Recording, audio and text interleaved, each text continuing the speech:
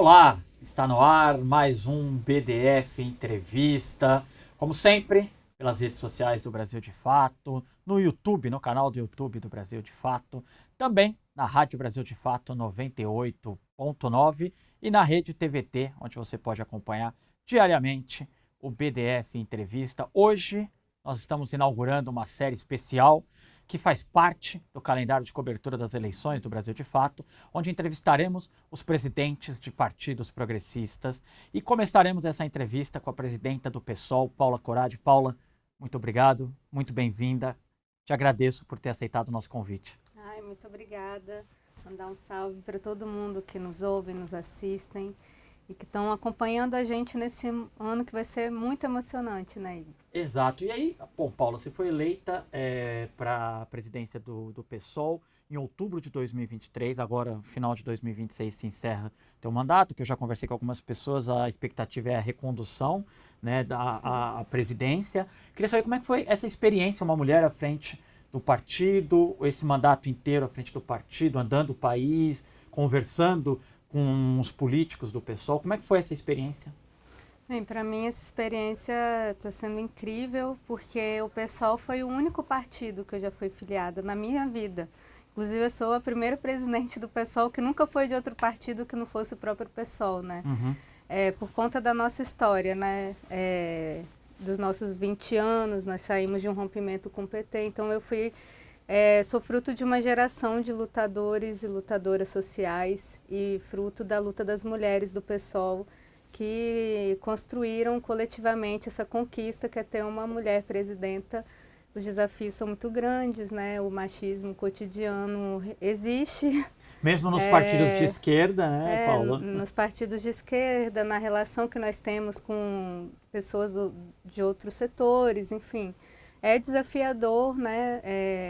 É difícil, mas eu acredito que eu estou representando também um conjunto de mulheres que tomaram a política como um papel para si e estão com protagonismo na nossa bancada. É a única bancada que tem maioria de mulheres na Câmara, então é só uma expressão do que nós, enquanto partido, produzimos nesses 20 anos, que é um protagonismo de mulheres, de pessoas negras, LGBTs, né, que é muita marca do PSOL, mas, sobretudo, pessoas que vieram da classe trabalhadora. Então, acho que essa é a nossa grande marca. E já enfrentou no teu primeiro mandato, eu acho que uma situação absolutamente embaraçosa, porque se tornou um assunto público que poderia ter sido um assunto, pelo menos boa parte do pessoal tratou assim, que poderia ter sido um assunto mais privado, que foi a federação com o PT e as consequências da federação com o PT, um grupo de dentro do partido, liderado pelo agora ministro, né, Guilherme Boulos, que cogitou sair do partido. Como é que foi todo esse processo? O que você acha que fica de todo esse desgaste, mas principalmente de como o pessoal sai dessa discussão que acabou se tornando uma discussão pública? A gente não gostaria, né, para nós, era melhor que essa discussão não fosse pública, ela se tornou, mas também nós acreditamos na legitimidade do debate, né, e que dentro do PSOL não há temas que não possam ser debatidos, né, não há nenhum tipo de veto a qualquer tipo de debate, e acho que isso que faz de nós sermos um partido tão dinâmico e tão vivo, né, por ter essa capacidade de não só produzir debates, de expressar suas diferenças, mas, sobretudo, produzir sínteses. E foi isso que permitiu com que o grupo aí, que é muito conectado com o ministro Guilherme Boulos, permanecesse no PSOL, graças à nossa capacidade de produzir sínteses a partir de debates difíceis, mas que nós entendemos que esse assunto está superado internamente. O pessoal optou, né, para quem informar quem não está na mesma página, o pessoal optou por não se federar com o PT, manteve a federação com a rede, mas com o apoio à candidatura à reeleição do presidente Lula. Alguns quadros do PSOL, alguns setores do PSOL, criticaram o apoio à candidatura da reeleição, a reeleição do presidente Lula. O que você acha, Paula, dessa postura? E por que o pessoal decidiu não ter candidatura própria à presidência da República? Em 2022, realmente houve um debate. Em 2026, esse debate em torno de apoiar o presidente Lula já no primeiro turno foi unânime no partido, né?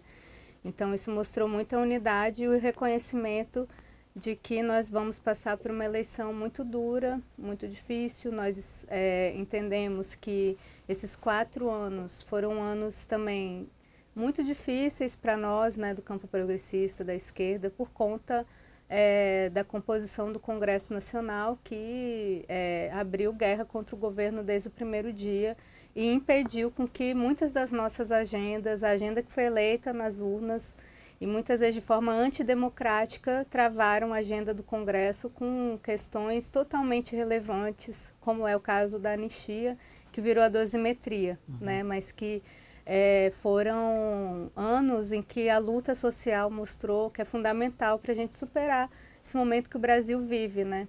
Nós entendemos que o Lula é o único candidato que tem condições de continuar freando o avanço da extrema-direita no Brasil.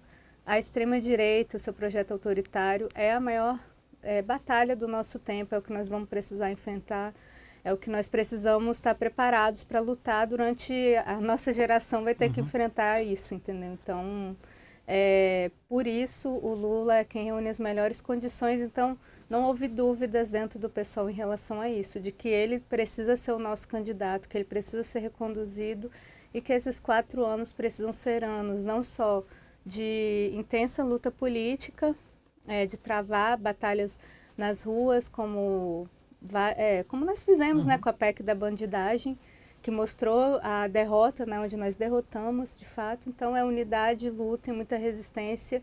E acho que um desafio que nós vamos ter nesses próximos 4 anos é produzir lideranças e quadros políticos com capacidade de exercer o papel que o Lula exerce hoje, né?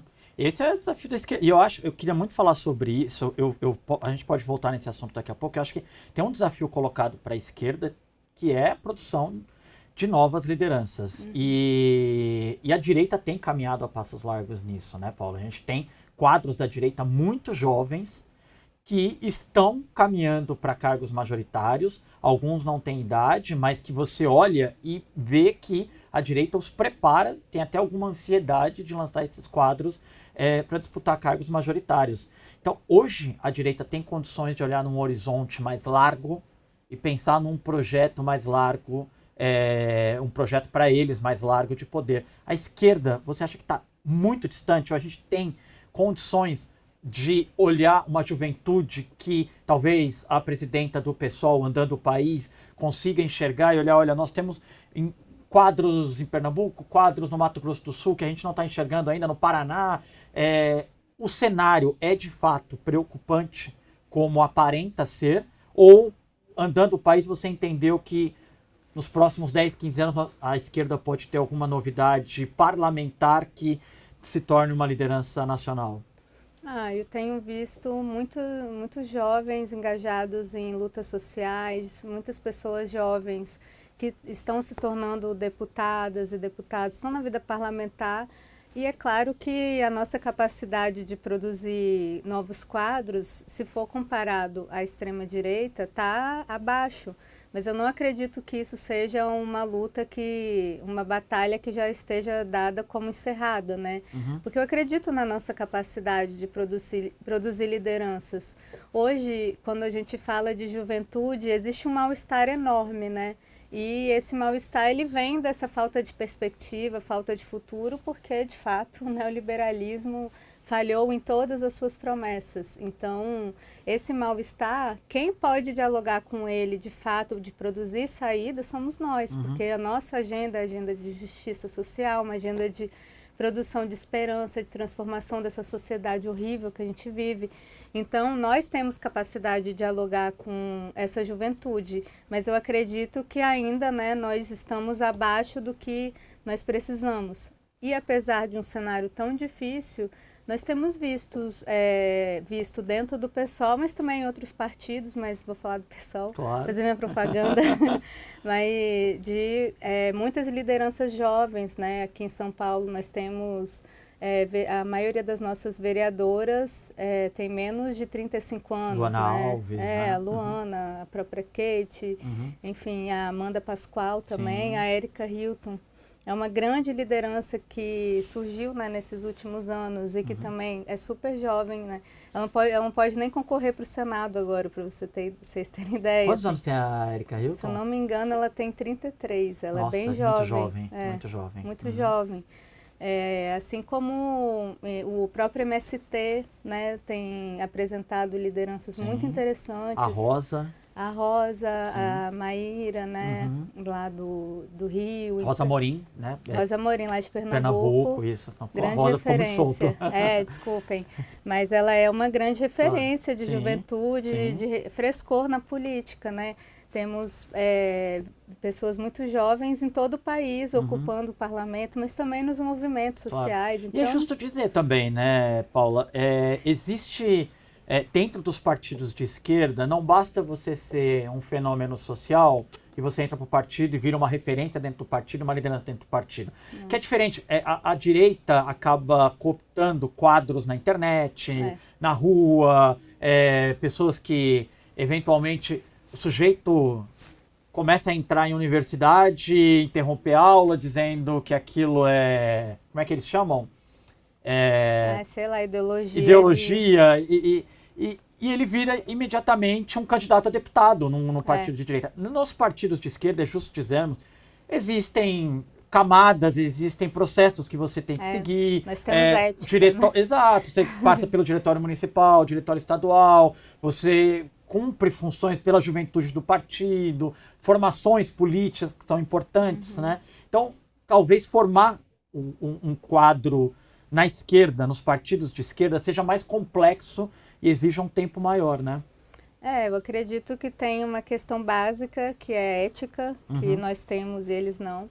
Mas também é uma concorrência desigual, né? Porque esses caras têm muito dinheiro, é muito recurso, é muito financiamento.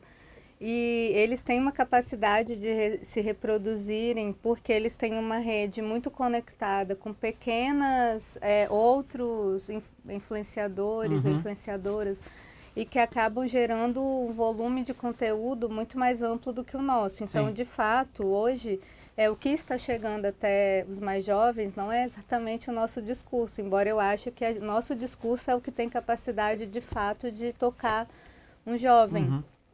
Mas é muito desigual, né? É muito desigual o nível de financiamento também. E essas saídas muito fáceis, né?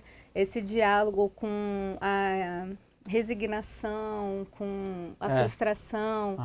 É uma saída, eles dão uma saída muito fácil para isso. E isso toca, de fato. Então, hoje eu estava ouvindo um podcast que falava sobre a porcentagem de jovens que não vão mais, que não fazem faculdade, né? Quando você pega os que deveriam estar entre 18 e 24 anos, diminuiu nos últimos anos.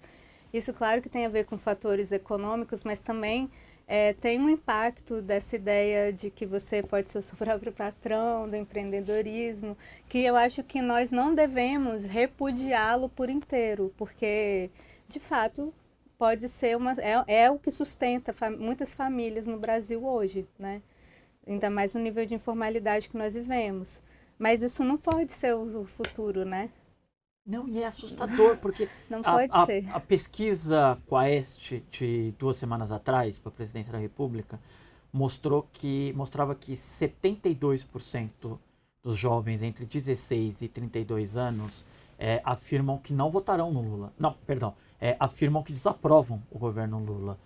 É um número assustador, porque se você olhar, há políticas públicas implementadas para essa população. Você tem, por exemplo, há 2 décadas já, a lei de cotas implementada, o ProUni, o FIES. Então você tem políticas públicas implementadas que muitas vezes a pessoa ela é assistida por 2, 3 programas públicos e ela não consegue, e ela não tem a informação de que aquilo é uma política pública implementada em tal período, por tal governo. E para mim é um pouco assustador, e eu concordo contigo. Acho que assim, comunicar com essa população que nos últimos anos rasgou a CLT, é muito triste você ver viralizado nas redes sociais esse discurso anti-CLT nesse momento. Então virou ofensa, né? Você falar CLT é uma ofensa. CLT é ótimo. E CLT, gente, é uma conquista de quase um século da classe trabalhadora, sabe? Dá estabilidade ao trabalhador. Agora, Paula, tem uma coisa, o pessoal se tornou, desde a sua fundação, né? O pessoal se tornou a mais importante alternativa à esquerda do PT. Há muitos pensadores da política brasileira, muitos teóricos que falam sobre esse movimento do PT de sair da esquerda e indo para um pragmatismo até eleitoral, em um PT que se aproxima do centro em algumas políticas e faz esse jogo, ora é um partido de esquerda, ora ficou ali na centro-esquerda. E o pessoal se tornou a voz à esquerda do PT, a alternativa mais real, mais relevante na política brasileira. Muita gente tem medo de que a conjuntura política, o avanço da extrema-direita, a necessidade de medidas mais pragmáticas, muita gente tem medo de que esse pragmatismo afaste o pessoal da esquerda e torne o pessoal muito num caminho parecido do que o PCdoB fez, né? Uma trajetória parecida do PCdoB, que hoje está muito atrelado ao PT, né? Você tem esse receio? O que o pessoal tem feito para evitar isso, se é que o pessoal entende que isso precisa ser evitado? Olha, eu acredito que essa, embora seja uma pergunta comum, ela tem uma resposta um pouco complexa, à vontade, né? temos muito tempo. Não, tudo bem. Porque assim, nós decidimos que quando o Bolsonaro ganhou a eleição, o mais importante era derrotar o projeto dele, da extrema-direita, que é um projeto mundial, é uma disputa civilizatória que nós vivemos. Então nós não estamos falando de uma mera disputa política, uma disputa muito intensa. E para a gente construir saídas, é importante que a gente construa unidade do campo progressista, do nosso campo, do campo popular. Porque ninguém, nem o PT do tamanho que é um partido enorme, enraizado, né, com tantas histórias de lutas, né, surgiu, tem uma história muito bonita, Sim.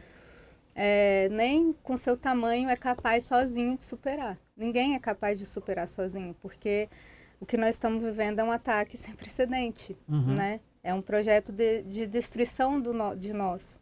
Então, quando a gente forma um campo de frente, de unidade, é claro que existe um certo grau de diluição no sentido de que nós queremos derrotar a extrema-direita e todo o nosso campo também. Então, de fato, o discurso fica diluído entre uma defesa, né, defesa da democracia, defesa das nossas agendas.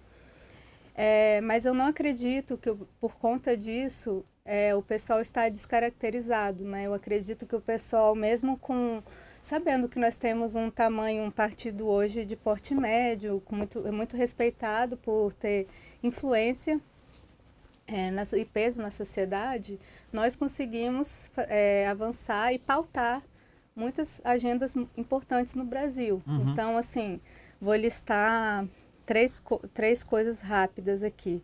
A questão quando teve lá do PL do estuprador não é pai. Sim. O pessoal foi quem impulsionou essa agenda e levou para as ruas e obrigou o Lira a Arthur Lira a recuar. O Arthur Lira a recuar. É que é muito o presidente da Câmara ruim, né? Eduardo Cunha, Arthur Lira, Hugo Mota, todos, né? Como a gente estava falando do Nicolas Ferreira antes de entrar, né?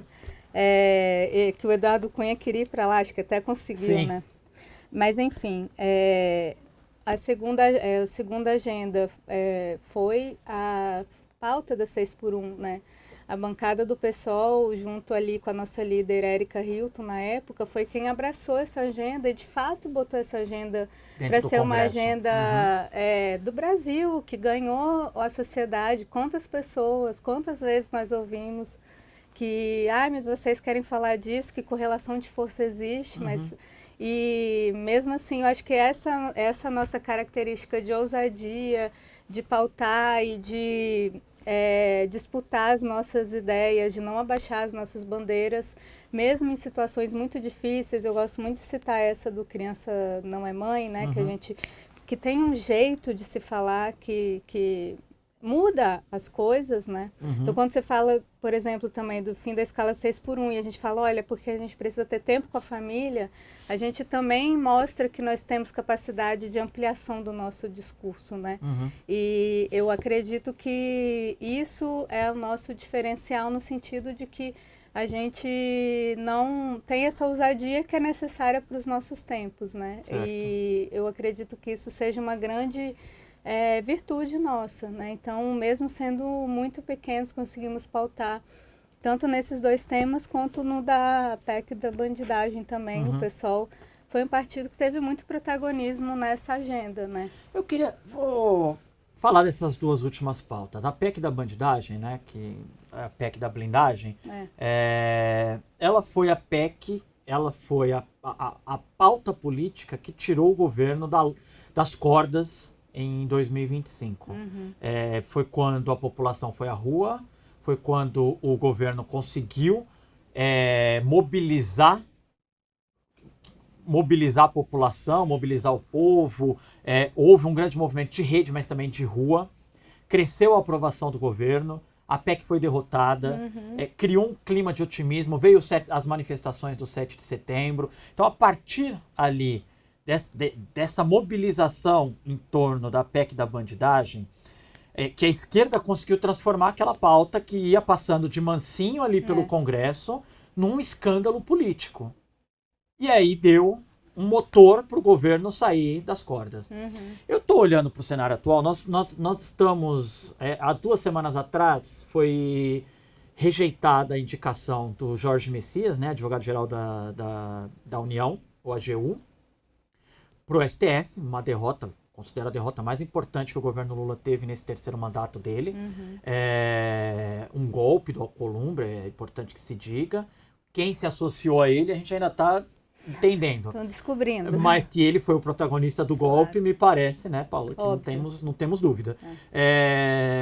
O governo também perdeu o PL da dosimetria. Né? Caiu o veto do presidente Lula, isso ainda vai ser apreciado, mas caiu o veto do presidente Lula.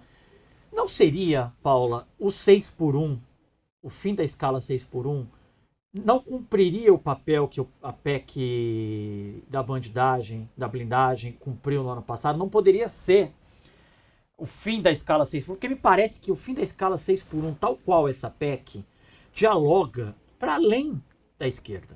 Dialoga para além das pautas, embora o trabalho seja uma pauta histórica das esquerdas pelo mundo, no Brasil ela está muito circunscrita à esquerda.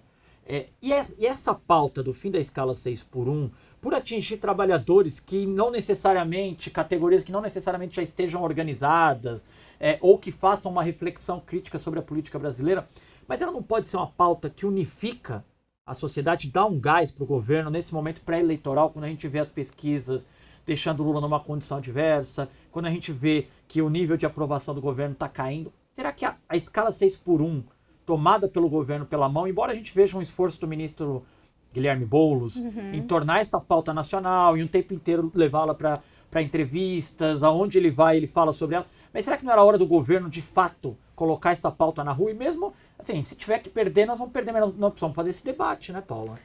Eu acredito que esse debate, ele ganhou muita força na sociedade, porque, de fato, o nível desse trabalhador, tô falando, né, fazendo esse recorte que você fez, dos que estão numa situação muito precarizada, não quem está organizado. Claro que a gente sabe que tem categorias que têm regime de trabalho diferente, nós não estamos falando disso.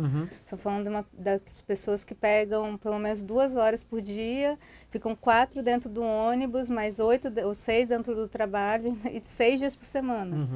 Né? Então, essa agenda, ela ganhou já a maioria na sociedade, né? Quando se faz as pesquisas e elas mostram que 80%, de 70% a 80%, sempre está ali, né, nesse equilíbrio, né, nessa variação, aprovam o fim da escala 6x1. Então, eu acredito que é uma agenda que a gente deva ir sem medo, né? E tem que enfrentar E o Lula fez, né, no 1º de maio, falou da importância de terminar o fim da escala 6x1. É muito importante que o governo, os ministros, Você acha né, que a direita vai conseguir derrubar essa pauta? Eu acho que eles não conseguem votar contra, Uhum. porque é muito ano eleitoral, impopular. é muito impopular. Como é que você vai olhar para um trabalhador e vai falar, olha, eu sou contra que você tenha um sábado e um domingo de paz com a sua família. Eu quero que você continue trabalhando 6 dias na semana. Como é que você vai falar isso para um trabalhador no ano eleitoral?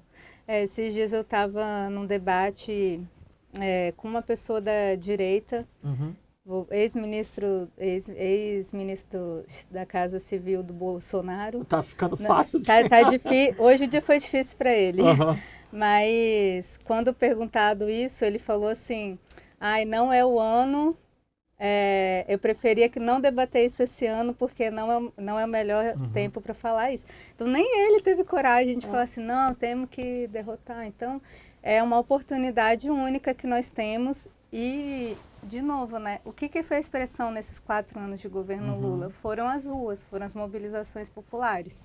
Então a gente precisa mobilizar para tirar essa vitória, entendeu? Porque se for depender do Congresso, se for depender de acordos que passam por uma via muito institucional, não acredito que a gente vai conseguir vitória, sabe? Porque eles têm capacidade de descaracterizar, né? Tanto o PL do governo quanto a PEC apresentada pela deputada Érica Hilton. Então, tem que ter luta. Voltando um pouquinho para o ano eleitoral, né? Falando um pouco do PSOL, como está a saúde da federação com a rede para esse ano eleitoral? Nós estamos num momento muito bom. Os primeiros anos são desafiadores porque são construções que levam tempo, né? E a gente passou pela eleição mais difícil, que foi a municipal, né? Que são muitos interesses, é muito fragmentada, é muito territorial ali, né? Então, nós conseguimos passar com relativa tranquilidade. Então, nossa relação é muito tranquila internamente, de muito respeito. E aqui em São Paulo, nós vamos oferecer, em nome da federação, a pré-candidatura da Marina Silva, né, que é para nós um nome muito importante, um nome de muito peso. E que nós entendemos que por conta das eleições, falando do pessoal especificamente, como são eleições muito duras, muito difíceis que nós vamos enfrentar, que existe uma agenda política em torno do Senado, né, que é onde a extrema-direita vai focar, ter nomes competitivos é muito importante. Então nós falamos assim, nós sentimos representados pela rede, que a nossa federação nem estamos pedindo um espaço do próprio PSOL, porque a gente entende que a Marina Silva além de ministra, né, que desempenha um papel importante, ela é uma ativista muito respeitada e é uma pessoa extraordinária, né, muito bem preparada, dos grandes quadros da política brasileira, sindicalista. Aqueles que a gente está com dificuldade de reproduzir, exato, né? Leva tempo. Ela está sofrendo uma pressão para abrir mão da candidatura dela em nome de uma candidatura do Márcio França. A senhora acredita que a federação manterá a candidatura da Marina Silva? Nós acreditamos que tem espaço para todo mundo na chapa. Certo. Então, porque o nome da Simone Tebet está consolidado, né? Tá, mas a gente vai consolidar da Marina também. Tá certo. E aí eu acho interessante, Paula, porque queria citar 2 nomes, né? E aí te peço que me corrija se houverem outros, por favor, fique à vontade para citar. Achei muito interessante a vinda da Manuela Dávila para o PSOL, claro, né, disputando o Senado, pré-candidata ao Senado pelo Rio Grande do Sul. Acho que nós temos, se olharmos Marina Silva e Manuela Dávila, 2 quadros importantes da história recente da política brasileira, saindo pela federação, uma pelo PSOL, outra pela rede, mas pela federação, para disputar o pleito. Nós temos mulheres pré-candidatas ao governo do Estado. Daqui a pouco eu quero bater umas candidaturas aqui contigo. Queria que você falasse um pouquinho sobre esse movimento de ascensão das mulheres nas candidaturas a cargos majoritários dentro do partido. Para nós é uma grande honra ter recebido a Manuela Dávila, né, nas nossas fileiras. Ela é uma liderança muito potente, uma capacidade de articulação impressionante e nós estamos muito orgulhosos de tê-la conosco e numa disputa tão dura quanto vai ser essa do Senado, né? Então, a Manuela hoje reúne condições muito boas, né, para estar em primeiro lugar Não, nas tá pesquisas. absolutamente consolidado em todas as pesquisas, foi um acerto, assim, né? Foi, e a gente está bem feliz, estamos muito empolgados para fazer a campanha dela, para fazer com que ela ganhe esse Senado, né, essa cadeira. E além dela, nós temos de mulheres, né, da federação, a Marina, que nós queremos aqui em São Paulo, e a Áurea Carolina em Minas Gerais. Excelente. E a Mônica Benício no Rio de Janeiro. Claro, eu esqueci a Mônica. Claro, anunciada inclusive junto com o William Siri lá no mesmo dia. Exatamente. E para além, né, das nossas próprias candidaturas, nós achamos que é muito importante eleger mulheres ao Senado, né, do nosso campo, mulheres comprometidas, porque ninguém vai fazer um discurso vazio da representatividade por si só. Mas, por conta da eleição do Senado ter esse peso político... Ganhou uma enorme... Para nós... e tem mais uma da nossa federação, desculpa, que é Luiziane, no Ceará também. Luiziane Lins.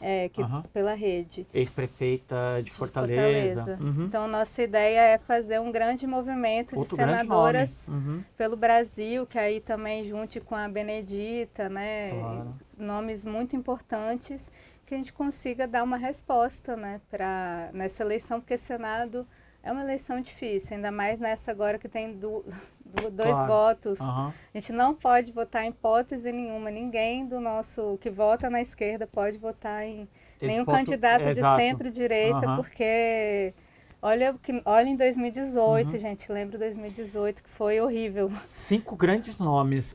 E aí, a gente falando de... Tem um tema que todo ano volta, e há um estudo recente que mostra que os partidos políticos, eles ou manobram as cotas do fundo eleitoral que teriam que ser repassadas para mulheres, para candidaturas de mulheres e negros, ou eles manobram usando esses recursos, por exemplo, para imprimir santinho, da campanha. Então, ao invés de, para quem nos assiste entender, ao invés de repassar o recurso, me corrija, Paulo, por favor, se eu estiver errado, ao invés de repassar o recurso ao candidato, à candidata, o partido compra o material gráfico e entrega direto para a candidatura, né? Para a campanha. Isso é uma manobra que os partidos têm utilizado nos últimos anos, e outra é atrasar o pagamento desses recursos, priorizando candidaturas de homens brancos, né? Para a gente falar o português claro aqui, principalmente homens brancos disputando cargos majoritários. O pessoal tem trabalhado internamente de que forma essa distribuição prioriza quem está eleito? Como que é feita a distribuição hoje no pessoal? Vocês têm se preocupado em criar mecanismos de fiscalização? Porque embora eu esteja falando com a presidenta nacional, perdão, do partido, tem os diretórios municipais, tem os diretórios estaduais, e eles fazem ali seus arranjos também. Isso é uma preocupação tua, e como que o partido tem cuidado disso? Acredito que sempre nós temos que ter esse olhar, esse cuidado, porque uma mulher estar na política é uma luta constante, né? Nada é entregue, nada é dado, assim como para as pessoas negras também. Não existem conquistas sólidas, nós sempre estamos lutando para ou ampliar o que nós temos de direito ou para não perder direito, né? Então, hoje, a situação política é de não perder direitos, então nós estamos nos segurando para não perder e garantir o que a gente conquistou. E essa questão que você apresentou é uma delas, né? Existe uma proposta de reforma que diminuiria esses 30%, né? Que não tornaria mais obrigatório, mas falando internamente do pessoal... Mas para esse ano tá... Para esse ano, exato, sim. Essa proposta mudaria a partir de 2028, né? Que é uma derrota, sim, né? Seria um retrocesso terrível, claro. Então, enfim, tem isso que é bom alertar. Mas também, assim, para nós, as candidaturas de mulheres, elas são muito importantes porque o nosso partido é um partido que se conectou com esses novos movimentos, com esses novos ativismos que surgiu aí entre 2010 e 2020, nessa década. E é claro que a gente tem o olhar muito apurado. E em 2018, quando começou a cair o fundo, né, o especial de campanha, de financiamento de campanha, nós já Em 2020, iniciamos um processo de valorizar candidaturas femininas feministas, né? A partir de um aumento ali. Então, assim, dá um exemplo, um homem que está na classificação A, de prioridade. A classificação A é quem tem cargo, é quem tem mandato. Quem tem mandato. Ou que está na mesma faixa de prioridade de uma mulher, a mulher ganha um plus a mais, uns 5, 10%, se for negra, uma mulher negra, mais um acréscimo, enfim, tem uma série de mecanismos internos que nós fizemos para compensar essas diferenças, que é um reconhecimento das desigualdades que existem na sociedade que nos afetam. E esse processo de valorização desse tipo de candidatura deu tão certo que hoje metade da nossa bancada é composta por mulheres. Então isso não é um raio no céu azul, né? É fruto de um processo de muitos anos de investimento político, mas também de um investimento de estrutura, né? Porque isso também faz diferença, né? Tá em voga agora esse debate sobre pautas identitárias, se a esquerda concentrou-se muito no debate das pautas identitárias e acabou esquecendo da vida do trabalhador. O que você pensa disso, Paula? Eu penso que eles acusam muito o pessoal disso, acusam muito o pessoal de justamente o surgimento e a ascensão do partido ter sido responsável por isso, né? Eu penso que foi uma mulher preta, trans, que trouxe o debate do 6x1 para o Brasil. Perfeito. Então eu acho que isso já responde, entende? Porque é muito triste que a gente pense que a classe trabalhadora é uma classe homogênea. Que ela não é atravessada por temas transversais, né? Que assim, gente, eu sou de formação professora. Eu acordava às 5h30 da manhã para ir dar aula. Eu sou mulher, eu chegava em casa, tinha outras obrigações, né? Tem o trabalho do cuidado que nos atinge, tem um tanto de...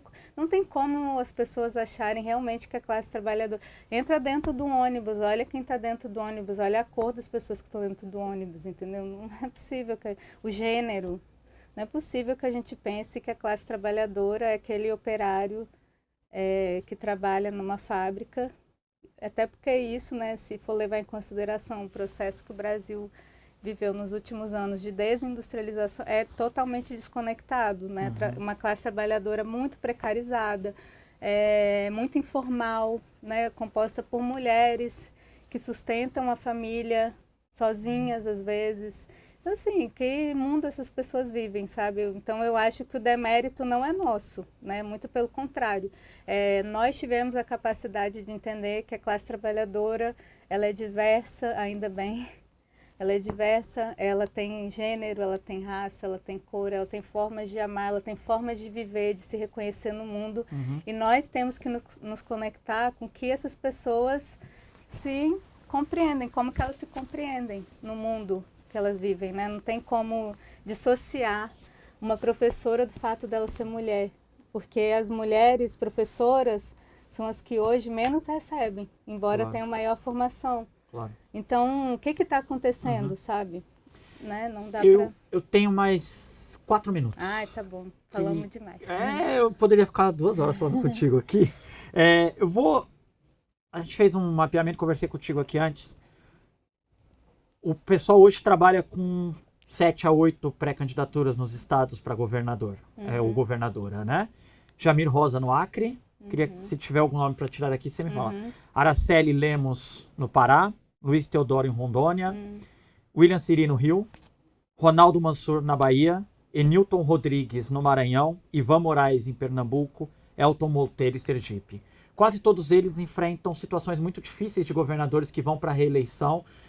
Para além desses nomes, tem algum outro? Eu queria saber que nome do pessoal que você olha hoje e fala, gente, pode surpreender na urna, fiquem de olho na eleição ali. Que nome aqui você acha que pode... E não digo com resultado eleitoral, tá? Porque eu acho que o resultado eleitoral aqui é o resultado político. Eu entrevistei o Marcelo Freixo na semana passada, a gente falava do sucesso e da vitória que foi a candidatura dele em 2012 para a Prefeitura do Rio de Janeiro, e ela não se configurou numa vitória eleitoral, mas que sucesso político nós podemos ver nas disputas estaduais do PSOL? Não vou falar de nomes específicos. Você é presidente, né? Mas eu tinha que perguntar. Mas eu quero dizer da situação política, né? Claro. Eu acredito que tem lugares aí que você citou que a situação política na verdade, quase todos, é muito difícil, porque embora a gente tenha candidaturas próprias, elas se dão muito pela falta de uma construção de unidade ou de uma candidatura que represente o nosso projeto, a nossa agenda, pelo menos pautas mínimas. E eu acredito que as nossas candidaturas, que você citou, têm esse papel de buscar apresentar para a sociedade uma agenda, disputar as nossas ideias, que isso é muito importante, claro, né? Hoje, dos pontos de dificuldade que parte da esquerda tem é justamente isso. A economia, ela é muito importante. Sempre vai ser um peso muito forte na avaliação de governos. Mas a gente não pode se abster do debate de ideias, porque ele também é importante. E não é porque a gente está agora. O Gramsci já falava isso há tanto tempo, e eu acredito que ele falou de uma forma brilhante, né? De que a hegemonia, para se construir a hegemonia, você tem que disputar as ideias na sociedade também, né? E que essa disputa, ela dá base para a gente avançar na nossa agenda, na nossa política. Então, essas candidaturas têm muito esse papel de fazer esse bom combate e acredito que apresentar uma alternativa para o povo brasileiro, aí, cada um do seu território. Claro, e eu acho que num período em que a gente fala tanto do pragmatismo eleitoral e me chateia às vezes, sabe, Paula? Porque a gente vê uma liderança importante surgir nos sindicatos, a gente vê uma liderança importante surgir num movimento e há uma pressa em transformar aquela liderança num quadro para a política institucional. Então eu acho que falar de disputar ideias é fundamental, porque de novo, com o pragmatismo da governabilidade e da eleição no Norte, a gente deixa de fazer muito debate e aceita a derrota que dói menos. Eu acho que isso que é o triste. A gente, se nós estamos falando que a nossa saída é projetar futuro, porque a extrema-direita projeta o passado. Então, volta ao passado. As mulheres vão voltar para a cozinha, os LGBT para o armário. Tem gente de direita falando em acabar com o voto feminino, gente. Tem uns negócios desse. Então, assim, eles flertam com um passado que nunca existiu, inclusive, né? Onde o mundo era muito melhor, um passado idílico. Nós temos que projetar futuro. Como que a gente vai projetar futuro se a gente está incentivando que os nossos eleitores, as pessoas que nos fortalecem, vão para a urna e falam assim, porque não tem jeito, é o menos pior, sabe? É muito complicado. Então, a gente quer cumprir esse papel nesses locais e tem locais aí que nós vamos ter uma grande vitória política. Assim, boa sorte. Muito, muito obrigado. Papo ótimo. Poderia ter 2 horas aqui hoje de BDF Entrevista. Paula, obrigado, viu? Muito obrigada. Estou à disposição e vamos para cima. Vamos reeleger o presidente Lula. Eu espero falar contigo muitas vezes no ano ainda. Tá certo. É isso. Fica por aqui o BDF Entrevista de hoje. Agradeço a sua audiência. Importante lembrar, o BDF Entrevista ele fica disponível no canal do YouTube do Brasil de Fato. Você pode ver e rever. E todo dia você acompanha na Rede TVT e também na Rádio Brasil de Fato 98.9. É isso, muito obrigado e até a próxima.